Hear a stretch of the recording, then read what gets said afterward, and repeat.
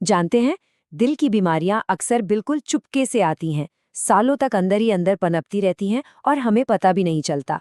पर हमारा शरीर हमें कुछ न कुछ इशारे, कुछ संकेत जरूर देता है। आज हम उन्हीं संकेतों को समझना सीखेंगे, कुछ बहुत ही आसान जांचों के जरिए, जिन्हें घर पर ही किया जा सकता है। ये एक बड़ा सवाल है ना? क्योंकि सच तो ये है कि हमें अक्सर कोई अंदाजा ही नहीं होता कि हमारे दिल की हालत अंदर से इस वक्त असल में कैसी है। जब तक कोई बड़ी समस्या सामने नहीं आ जाती, हम पूरी तरह अनजान ही रहते हैं। और यही तो सबसे बड़ी चिंता की बात है कि ये बीमारी रातों रात नहीं आती, ये सालों तक धीरे धीरे बढ़ती रहती है। पर अच्छी बात यह है कि हमारा दिल हमें कुछ छोटे छोटे लेकिन प्रैक्टिकल संकेत भेजता है। तो आज हम उन्हीं संकेतों को पकड़ना सीखेंगे ताकि इस अनिश्चितता को जागरूकता में बदला जा सके। तो चलिए देखते हैं आज हम क्या क्या जानने वाले हैं। हम बात करेंगे लय की जांच की, फिर सांस के परीक्षण की, पंपिंग शक्ति के टेस्ट की, ब्लड प्रेशर की हकीकत को समझेंगे और आखिर में एक मेटाबॉलिक जांच करेंगे और फिर देखेंगे कि इस सब जानकारी के साथ आगे क्या करना है।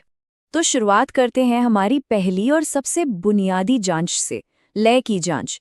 इससे दिल की इलेक्ट्रिकल स्टेबिलिटी का पता चलता है। आसान भाषा में कहें तो इससे ये पता चलता है कि हमारा दिल कितनी नियमित रूप से धड़क रहा है। ये प्रक्रिया बहुत ही आसान है। बस आराम से बैठ जाइए और अपनी कलाई पर नब्ज महसूस करने की कोशिश कीजिए। अगर पहली बार में महसूस ना हो तो घबराने की जरूरत नहीं है। उंगलियों को बस थोड़ा सा इधर उधर घुमाकर देखिए, आपको नब्ज मिल जाएगी। अब देखिए, यहाँ दो बातें हो सकती हैं।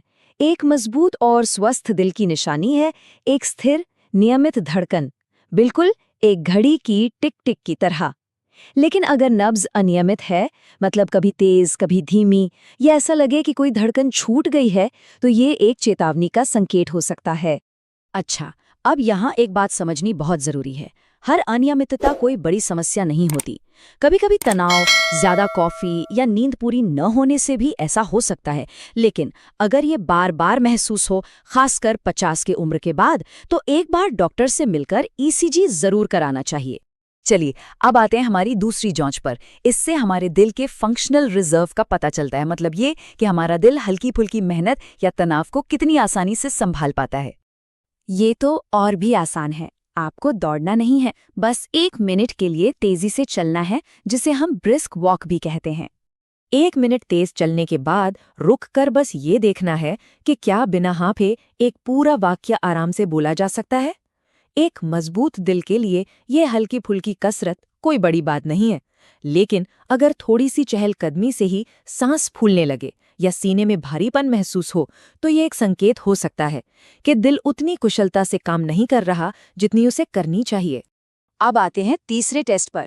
ये एडीमा यानी शरीर में तरल पदार्थ के जमाव की जांच करने का एक बहुत ही सरल तरीका है और इससे दिल की पंपिंग क्षमता का अंदाजा लग सकता है।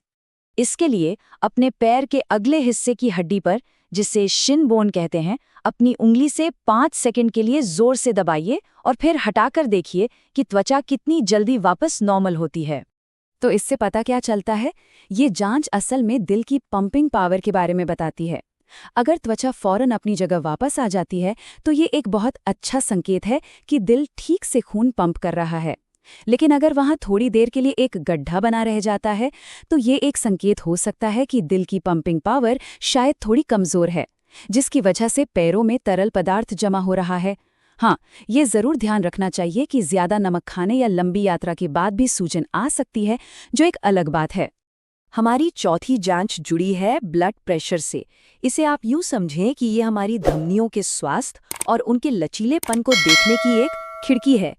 आदर्श रूप से ब्लड प्रेशर 120/80 के आसपास होना चाहिए। अगर रीडिंग लगातार इसी रेंज में रहती है, तो ये एक स्वस्थ वैस्कुलर सिस्टम का संकेत है, मतलब आपकी धमनियां लचीली हैं। लेकिन अगर रीडिंग लगातार 140/90 से ऊपर रहती है, तो ये एक चेतावनी हो सकती है। ये इस बात का इशारा है कि नसें सख्त हो रही हैं और हाइपरटेंशन का खतरा बढ़ रहा है। और हाँ, ये याद रखना बेहद जरूरी है कि एक बार की रीडिंग से कोई नतीजा नहीं निकालना चाहिए। समस्या तब होती है जब ब्लड प्रेशर बार बार हाई आए। इसलिए समय समय पर सही तरीके से मापकर एक पैटर्न देखना ज्यादा महत्वपूर्ण है। और अब आते हैं हमारी 5वीं और आखिरी जांच पर। ये सीधे सीधे दिल से नहीं पर हमारे मेटाबॉलिक स्वास्थ्य से जुड़ी है, जिसका दिल की मजबूती पर बहुत गहरा असर पड़ता है। इसका नाम है वेस्ट टू हाइट रेशियो। इसे निकालना भी बहुत आसान है। अपनी कमर का नाप और अपनी हाइट दोनों को एक ही यूनिट में, जैसे इंच में नापें, और फिर कमर के नाप को हाइट से डिवाइड कर दें। यहाँ पर मैजिक नंबर है 0.5। अगर ये रेशियो 0.5 से कम है तो ये एक बहुत अच्छा संकेत है कि मेटाबॉलिक स्वास्थ्य ठीक है। लेकिन अगर ये 0.5 से ज्यादा है तो ये विसरल फैट के बढ़ने का संकेत हो सकता है। ये वो खतरनाक चर्बी होती है जो हमारे अंदरूनी अंगों के आसपास जमा हो जाती है और दिल की बीमारियों का खतरा बढ़ाती है। तो ये 5 जांचें हमारे दिल के स्वास्थ्य की एक झलक देती हैं, एक स्नैपशॉट की तरह। लेकिन लंबी अवधि में दिल को मजबूत बनाए रखना लगातार सही और सक्रिय विकल्पों को चुनने पर निर्भर करता है। तो फिर चाहे इन जांचों के नतीजे कुछ भी हों, दिल को हमेशा स्वस्थ रखने के लिए कुछ बातें हमेशा जरूरी हैं। कोलेस्ट्रॉल और ब्लड शुगर को कंट्रोल में रखना, अच्छी नींद लेना, तनाव कम करना और धूम्रपान से तो पूरी तरह दूर रहना। और आखिर में एक बहुत शक्तिशाली संदेश कि अपना जीवन डर के साथ नहीं बल्कि जागरूकता के साथ जिएं। अपने स्वास्थ्य के प्रति सक्रिय रहना डरने की नहीं बल्कि सशक्त होने की निशानी है। तो दिल ने तो अपने संकेत भेज दिए हैं। अब सोचने वाली बात यह है कि इस जागरूकता के साथ हमारा अगला कदम क्या होगा।